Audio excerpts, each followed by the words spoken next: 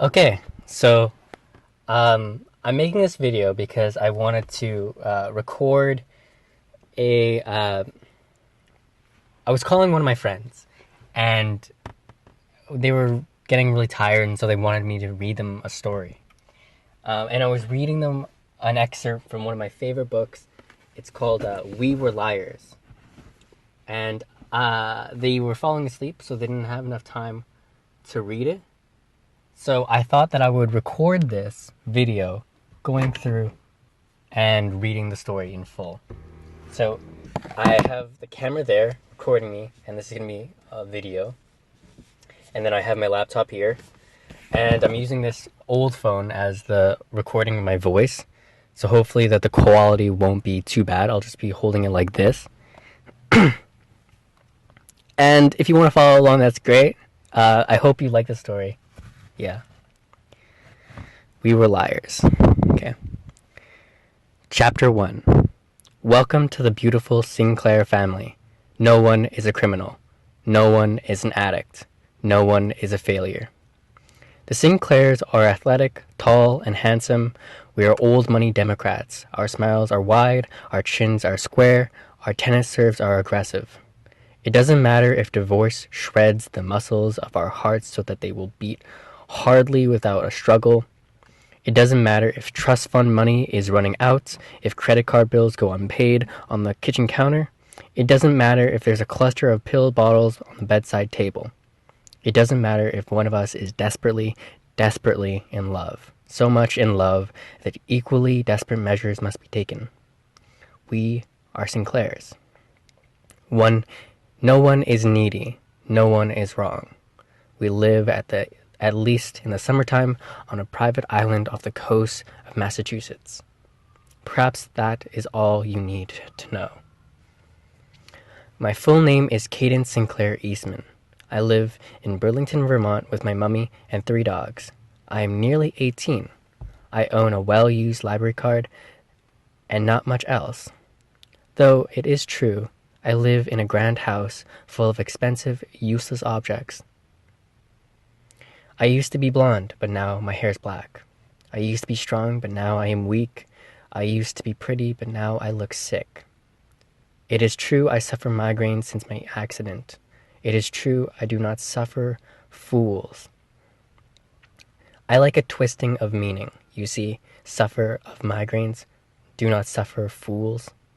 The word means almost the same as it did in the previous sentence, but not quite. Suffer. You could say it means to endure, but that's not exactly right. My story starts before the accident. June of the summer I was 15. My father ran off with some woman he loved more than us. Dad was a middling, successful professor of military history. Back then I adored him. He wore tweed jackets, he was gaunt, he drank milky tea, he was fond of board games and let me win, fond of boats and taught me how to kayak, fond of bicycles, books, and art and museums. He was never fond of dogs, and it was a sign of how much he loved my mother that he let our golden retrievers sleep on the sofas and walk them 3 miles every morning. He was never fond of grandparents either, and it was a sign of how much he loved both me and Mummy that he spent every summer in Windermere, on Beechwood Island, writing articles on wars fought long ago and putting a smile for the relatives at every meal. That June, summer 15, Dad announced he was leaving and departed 2 days later.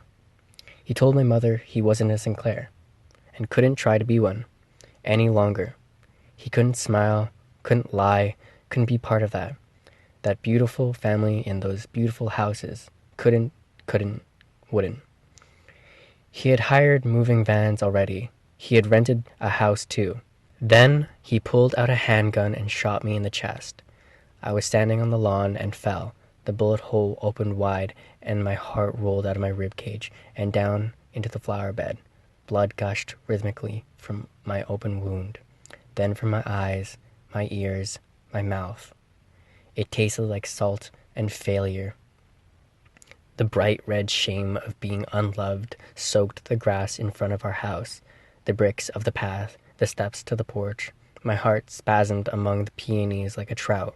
Mummy snapped. She said to get a hold of myself. Be normal, now, she said. Right now, she said. Because you are. Because you can be. Don't cause a scene, she told me. Breathe and sit up. I did what I was asked. She was all I had left. Mummy and I tilted our square chins high as Dad drove down the hill. Then we went indoors and trashed the gifts he had given us. Jewelry, clothes, books, anything. In the days that followed, we got rid of the couch and armchairs my parents had bought together, tossed the wedding china, the silver, the photographs. We purchased new furniture, hired a decorator, placed an order for Tiffany silverware, and spent a day walking through art galleries and bought paintings to cover empty spaces on our walls. We asked Granddad's lawyers to secure Mummy's assets, then we packed our bags and went to Beechwood Island. Chapter 3. Penny, Carrie, and Bess are the 3 daughters of Tipper and Harris Sinclair. Harris came into money at 21 after Harvard and grew the fortune doing business I never bothered to understand. He inherited the house and land. He made intelligent decisions about the stock market. He married Tipper and kept her in the kitchen and the garden. He put her on display, in pearls and on sailboats. She seemed to enjoy that. Granddad's only failure was that he never had a son, but no matter. The Sinclair daughters were sunburnt and blessed, tall, merry, and rich. Those girls were like princesses in a fairy tale. They were known throughout Boston, Harvard Yard, Martha's Vineyard for their cashmere cardigans and grand parties. They were made for legends, made for princes in Ivy League schools, ivory statues, and majestic houses. Granddad and Tipper loved the girls so they couldn't say whom they loved best. First Carrie, then Penny, then Bess, then Carrie again. There were splashy weddings with salmon and harpists, then bright blonde grandchildren, and funny blonde dogs. No one could ever have been prouder of their beautiful American girls than Tipper and Harris were back then. They built 3 new houses on their craggy private island and gave them each a new name. Windermere for Penny, Redgate for Carrie, and Cuddledown for Bess. I am the eldest Sinclair child, heiress to the island, the fortune, and the grand expectations. Well, probably. 4. Me, Johnny, Mirren, and Gat. Gat, Mirren, Johnny, and me. The family calls us the 4, the liars, and probably we deserve it. We are all nearly the same age, and we all have birthdays in the fall. Most years on the island, we've been in trouble. Gat started coming to Beechwood the year we were 8. Summer 8, we called it. Before that, Mirren, Johnny, and I weren't liars. We weren't anything but cousins. And Johnny was a pain, because he didn't like playing with girls. Johnny, he is bounce, effort, and snark. Back then, he would hang our Barbies by the necks or shoot us with guns made of Lego. Mirren, she is sugar, curiosity, and rain. Back then, she spent a long afternoon with Taft and the twins splashing at the big beach while I drew pictures on the graph paper and read in the hammock on the Claremont house porch. Back then, Gat came to spend the summers with us. Aunt Carrie's husband left her when she was pregnant with Johnny's brother, Will. I don't know what happened. The family never speaks of it. By summer 8, Will was a baby, and Carrie had taken up with Ed already. This Ed. He was an art dealer. He adored the kids. That was all we'd heard about him when Carrie announced that she was bringing him to Beechwood along with Johnny and the baby. They were the last to arrive that summer, and most of us on the dock were waiting to pull in. We're waiting for the boat to pull in. Granddad lifted me up so I could wave to Johnny, who was wearing an orange life vest shining over the prow. Granny Tipper stood next to us. She turned away from the boat for a moment and reached into her pocket and brought out a white peppermint, unwrapped it, and tucked it in her mouth. As she looked back at the boat, Gran's face changed. I squinted to see what she saw. Carrie stepped off with Will on her hip. He was in the baby's yellow life vest, and he was really no more than a shock of white blonde hair sticking up over it. A cheer went up at the sight of him. That vest, which we had all worn as babies, the hair, how wonderful that this little boy we didn't know yet was so obviously a Sinclair. Johnny leapt off the boat and threw his own vest on the dock. First thing, he ran up to Mirren and kicked her. Then he kicked me, kicked the twins, walked over to our grandparents, and stood up straight. Good to see you, Granny and Granddad. I looked forward to a happy summer. Tipper hugged him.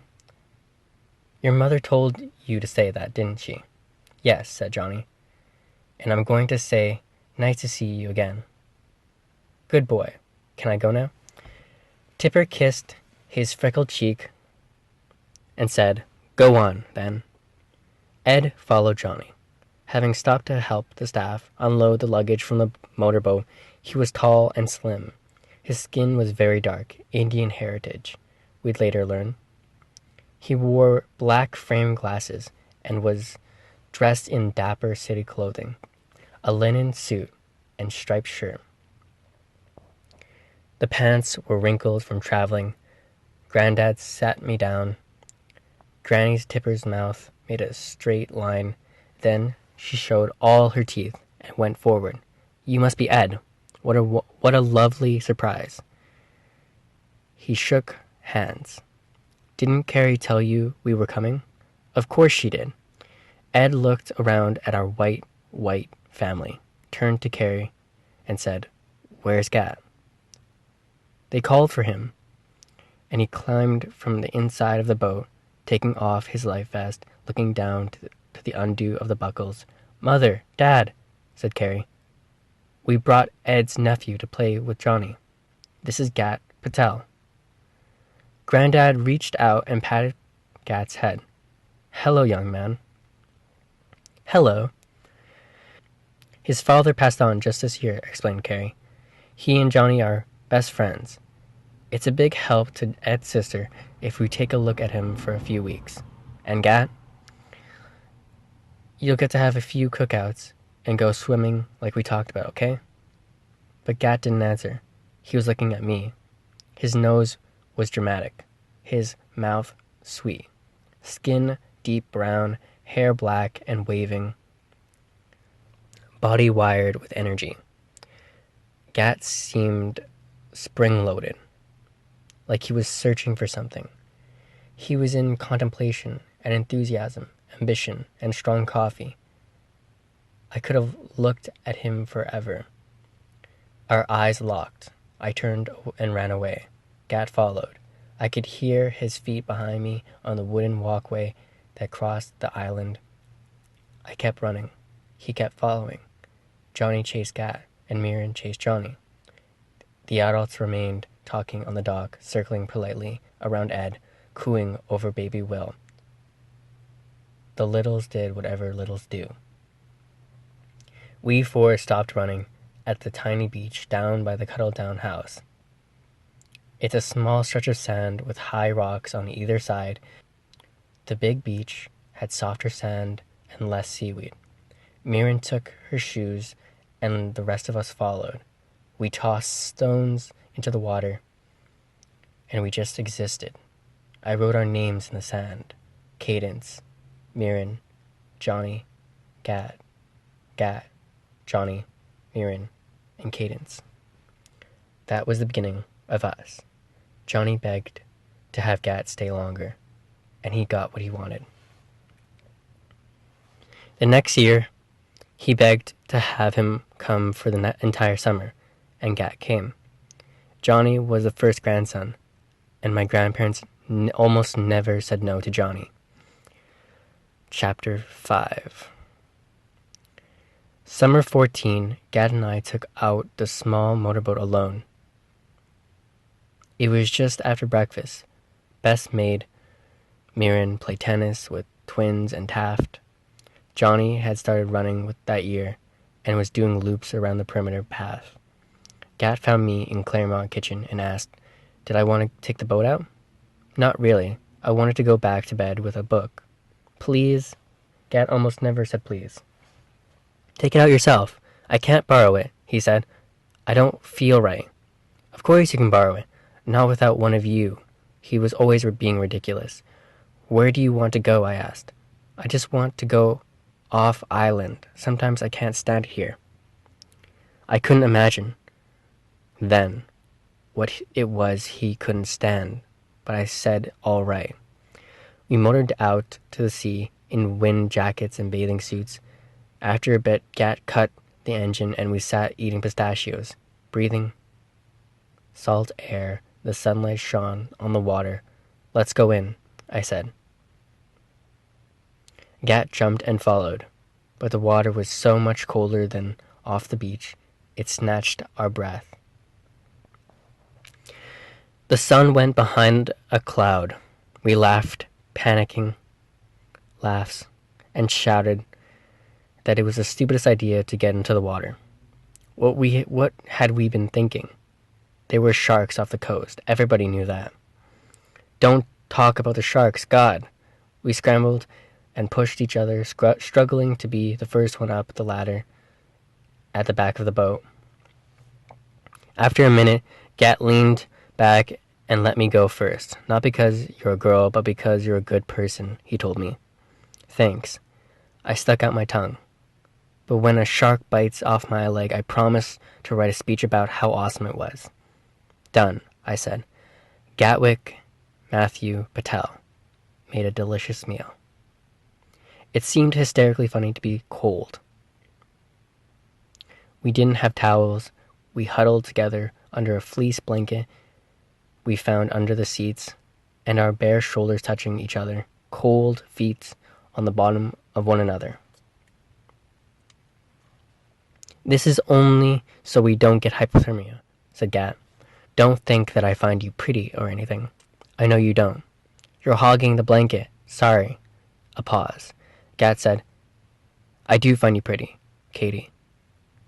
I didn't mean that the way it came out. In fact, when did you get so pretty? It's distracting.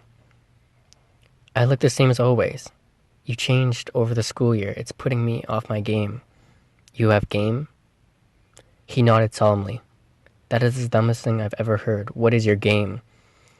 Nothing penetrates my armor. Hadn't you noticed? That made me laugh.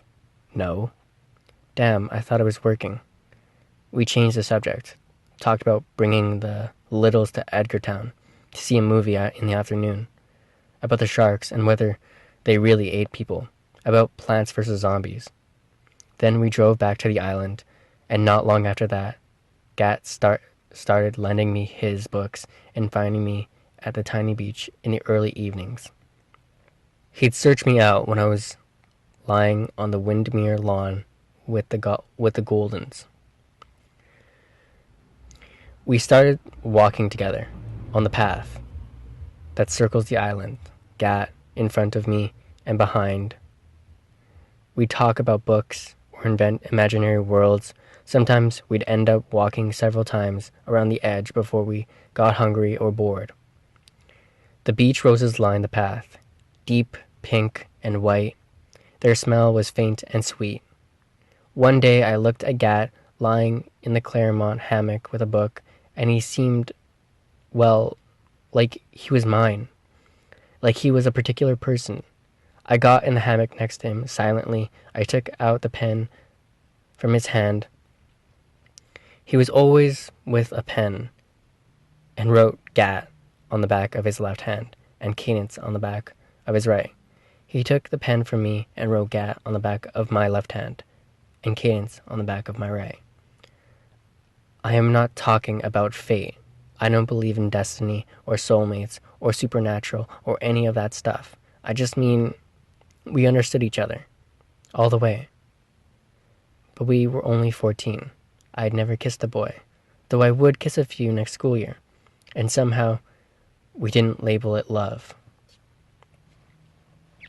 6. Summer 15, I arrived a week later than the others. Dad had left us, and Mummy and I had all that shopping to do, consulting the decorator and everything. Johnny and Mirren met us at the dock, pink in the cheeks and full of summer plans. They were staging a family tennis tournament and had bookmarked ice cream recipes. We would go sailing, build bonfires. The littles swarmed and yelled like always. The aunts smiled, chilly smiles. After the bustle of arrival, everyone went to Claremont for cocktail hour. I went to Redgate, looking for Gat. Redgate is a much smaller house in Claremont, but it still has 4 bedrooms up top, and it's where Johnny, Gat, and Will lived, with Aunt Carrie. Plus Ed, when he was there, which wasn't often. I walked to the kitchen door and looked through the screen. Gat didn't see me at first. He was standing at the counter wearing a worn t-shirt and jeans. His shoulders were broader than I remembered. He untied a dried flower from where it hung upside down and a ribbon in the window over the sink. The flower was a beach rose, deep pink and loosely constructed. The kind that grows on low bushes along the beechwood perimeter. Gat, my Gat. He picked me a flower, a rose from our favorite walking place. He had hung it to dry and waited for me to arrive on the island so he could give it to me. I had kissed an unimportant boy, or 3 by now. I had lost my dad. I had come here to this island from a house of tears and falsehood, and I saw Gat, and I saw that rose in his hand, and in that moment, with the sunlight from the window shining on him, the apples on the kitchen counter, the smell of wood, and the ocean in the air, I did call it love. It was love. And it hit me so hard I leaned against the screen door that still stood between us, just to stay vertical.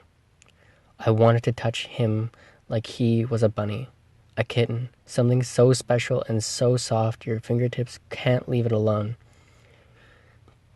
The universe was good because he was in it. I loved the hole in his jeans and the dirt on his bare feet and the scabs on his elbow and the scar that laced through his eyebrow. Gat, my Gat. As I stood there, staring, he put the rose in an envelope. He searched for a pen, banging the drawers open and shut. Found one in his pocket and wrote. I didn't realize he was writing an address until he pulled a roll of stamps from the kitchen drawer. Gat stamped the envelope, wrote a return address. It wasn't for me. I left the Redgate door before he saw me and ran down the perimeter. I watched the darkening sky alone. I tore all the roses off a single sad bush and threw them, one after the other, into an angry sea. 7. Johnny told me about New York. Johnny told me about the New York girlfriend that evening. Her name was Raquel. Johnny had even met her. He lives in New York, like Gat does, but downtown with Carrie and Ed, while Gat lives uptown with his mom. Johnny said Raquel was a modern dancer and wore black clothes. Mirren's brother Taft told me Raquel had sent Gat a package of homemade brownies. Liberty and Bonnie told me Gat had pictures of her on his phone. Gat didn't mention her at all, but he had trouble meeting my eyes. That first night, I cried a bit. I cried and bit my fingers, and drank wine, and snuck from the Claremont pantry. I cried and bit my fingers, and drank wine I snuck from the Claremont pantry. I spun violently into the sky, raging and banging the stars from their mooring, swirling, vomiting. I hit my fist into the wall of the shower, washed off the shame and the anger in the cold, cold water. Then I shivered in my bed like an abandoned dog that I was, my skin shaking over my bones. The next morning, and every day after, I acted normal. I tilted my square chin high. We sailed and made bonfires. I won the tennis tournament. We made vats of ice cream and lay on the tiny beach in the sun. One night, the four of us ate a picnic down on the tiny beach. Steamed clams, tomatoes, and sweet corn. The staff made it. I didn't know their names. Johnny and Miriam carried the food down in metal roasting pans, and we ate around the flames of our bonfire, dripping butter onto the sand. Then Gat made triple-decker s'mores for all of us. I looked at his hands in the firelight, sliding the marshmallow onto the long stick where once he'd had our names written. Now he had taken to writing the titles of books he wanted to read. That night on the left, being and, on the right, nothingness.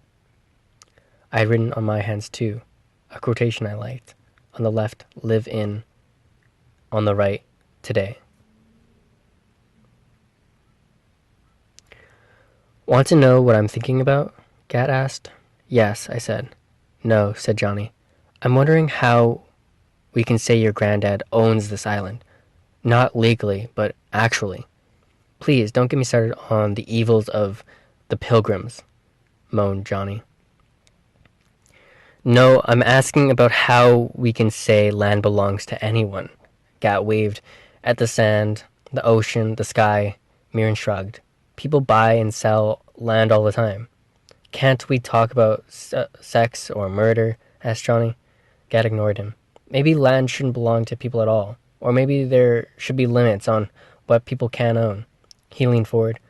When I went to India this summer, on that volunteer trip, we were building toilets, building them because people there in this one village didn't have them.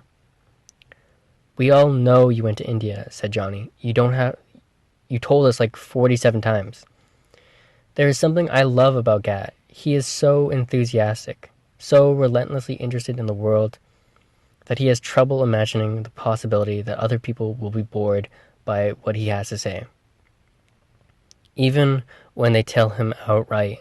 But also, he doesn't like to let us off easy.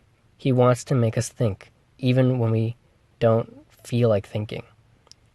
He poked a stick at the embers. I'm saying we should talk about it. Not everyone has private islands. Some people work on them. Some people work in factories. Some don't have work. Some don't have food. Stop talking now, said Mirren. Stop talking forever, said Johnny. We have a warped view of humanity on a beechwood, Gat said. I don't think you see that. Shut up, I said. I'll give you more chocolate if you shut up. And Gat did shut up. But his face contorted. He stood abruptly, picked up a rock from the sand, and threw it into the forest. Threw it with all force. He pulled off his sweatshirt and kicked off his shoes. Then he walked into the sea in his jeans, angry. I watched his muscles of his shoulder in the moonlight, the spray kicking up as he splashed in. He dove, and I thought, if I don't follow him now, that girl Raquel's got him. If I don't follow him now, he'll go away from the liars, from the island, from our family, from me. I threw off my sweater and followed, Gat into the sea, in my dress. I crashed into the water, swimming out to where he lay on his back. His wet hair was slicked off his face, showing the thin scar that laced through one of his eyebrows. I reached for his arm. Gat. He startled. Stood in the waist-high sea. Sorry, I whispered. I don't tell you to shut up, he said. I don't ever say that to you. I know. He was silent. Please don't shut up, I said. I felt his eyes go over my body in my wet dress. I talk too much, he said. I politicize everything. I like it when you talk, he said. I said. Because it was true. When I stopped to listen, I did like it. It's that everything makes me... He paused. Things are messed up in the world, that's all. Yeah. Maybe I should... Gat took my hand, turned them over to look at the words written on them. I should live for today and not be agitating all the time. My hand was in his wet hand. I shivered. His arms were bare and wet. We used to hold hands all the time, but he hadn't touched me all summer. It's good that you look at the world the way you do, I told him. Gat let go of me and leaned back into the water. Johnny wants me to shut up. I'm boring you and Mirren. I look at his profile. He wasn't just Gat. He was contemplation and enthusiasm, ambition and strong coffee.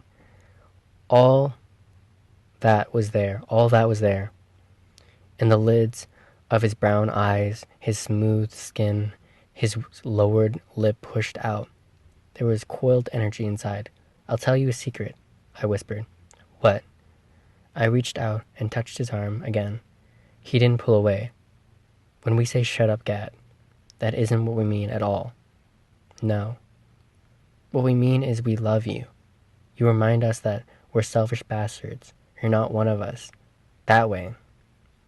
He dropped his eyes, smiled. Is that what you mean, Catty? Yes, I told him. I let my fingers trail down his floating, outstretched arm. I can't believe you are in the water. Johnny was standing ankle deep in the ocean. His jeans rolled up. It's the Arctic. My toes are freezing off. It's nice once you get in, Gat called back. Seriously? Don't be weak, yelled Gat. Be manly and get in the stupid water. Gat laughed. Johnny laughed and charged in. Mirren followed. It was exquisite. The night looming above us, the hum of the ocean, the bark of gulls. Chapter 8.